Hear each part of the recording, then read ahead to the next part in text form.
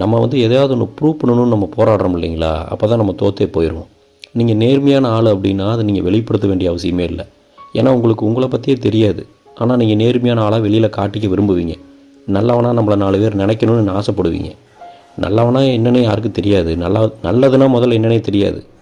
உள்ளத்தில் யாருக்காவது தூய்மையாக எல்லோரும் நல்லா இருக்கணும்னு நினைக்கிறோமான்னு கேட்டால் அந்த மாதிரி எண்ணம் யாருக்குமே இருக்காது.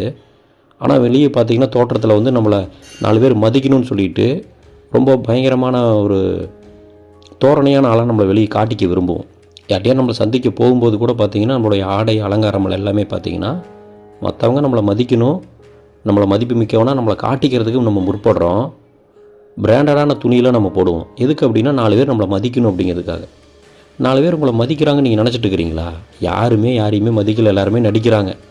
நீங்கள் 2000 சட்டை போட்டிங்கன்னா உங்களை பார்ப்பாங்க. 2000 சட்டை போட்டிருக்கான், 3000 துணி போட்டிருக்கான், 5000 புடவை கட்டியிருக்காங்க அப்படின்னு உங்களுடைய அலங்கார தோற்றத்தை பார்த்து கண்ணு வைப்பாங்க. எவெல்லாம் பாரு எப்படி இருக்கான் அப்படின்னு. ஆனால் அது உங்களுக்கு பார்க்கும்போது அவன் நடிக்கிறது வந்து உங்களுக்கு உங்களை மதிக்கிற மாதிரி உங்களுக்கு தெரியுது. வணக்க வச்சேன்னு உங்களை மதித்து வணக்க வைக்கிறான்னு நினைக்கிறீங்களா? நடிக்கிறான். அப்போ தான் நீங்கள் வந்து அவனை நம்புவீங்க அப்படின்னு. இப்படி தான் ஒவ்வொருத்தருமே அவங்கவுங்க வாழ்க்கையில் ஒவ்வொருத்தரும் ஏமாற்றி தான் வாழ்ந்துட்டுருக்குறாங்க.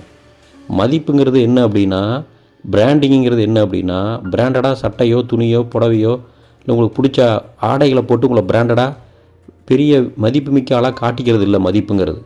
மதிப்புங்கிறது நீங்கள் யார் மேலேயும் வன்மம் இல்லாமல், பொறாமை இல்லாமல், வெறுப்பு உணர்வு இல்லாமல், அகங்காரம் இல்லாமல், ஆணவம் இல்லாமல், உள்ளத்தில் லேசாக நீங்கள் இருக்கிறது தான் வந்து பார்த்திங்கன்னா உண்மையான பிராண்டிங்கு.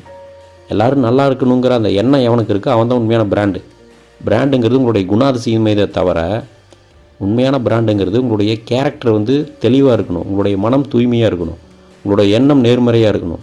அதுதான் உண்மையான பிராண்டிங்கு, அதுதான் உண்மையான மதிப்பு. அப்படி இருக்கவங்கள தான் நீங்கள் மதிக்கிறீங்க. எல்லாத்து மேலேயும் ஆசைப்பட்டீங்கன்னா உங்களை யாருக்கும் பிடிக்காது. எது மேலேயும் ஆசைப்படாமல் இருந்து பாருங்கள், உங்களை எல்லாருக்கும் பிடிக்கும். ஏன்னா இந்த சமுதாயம் வந்து எல்லாம் வேணும்னு நினைக்கிறவனை தப்பானவனாக பார்ப்பாங்க, எதுவுமே வேண்டாம்னு நினைக்கிறவனை சரியானவனாக பார்ப்பாங்க. அப்படி தான் நீங்கள் கடவுளையே வழிபடுறீங்க. கடவுளோ அல்லது மகானோ அவங்க மிகப்பெரிய ஒரு கோடீஸ்வரனாக இருந்தால் உங்களுக்கு பிடிச்சிருக்குமா? ஒரு மகான்னா யாருன்னா பிச்சைக்காரனாக இருந்தால் தான் உங்களுக்கு பிடிக்கும். ஆனால் உங்களுக்கு எல்லாமே தேவை.